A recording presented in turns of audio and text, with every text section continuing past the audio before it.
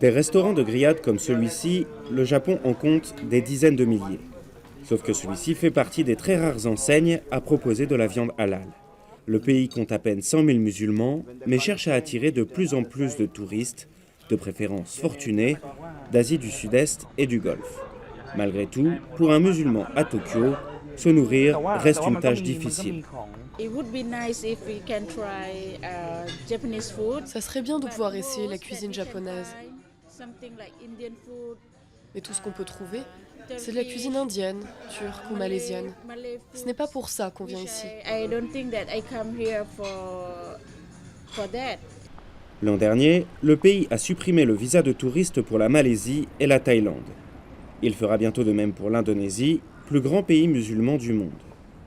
Ce restaurateur sri-lankais est chrétien, mais il a fait le pari de convertir son restaurant japonais au halal pour attirer cette nouvelle clientèle. Mais c'est parfois un vrai casse-tête. Les sauces contiennent souvent de l'alcool de riz et les plats du porc, les deux principaux interdits de la religion musulmane. Il y a peu de progrès sur le nombre de restaurants japonais halal parce que les règles sont très contraignantes. Les chefs, japonais ou non, trouvent ça difficile de faire la cuisine sans le saké et les autres ingrédients. En juin, ce congrès a réuni à Tokyo des investisseurs japonais et malaisiens sur le thème du halal. Le secteur agroalimentaire nippon lorgne sur ce marché mondial estimé à 600 milliards de dollars par an.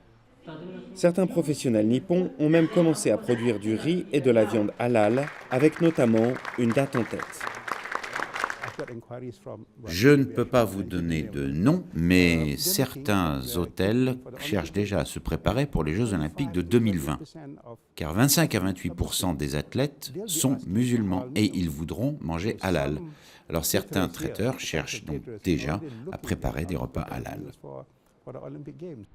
En 2013, 10 millions de touristes ont visité le Japon et les autorités veulent doubler ce chiffre pour 2020.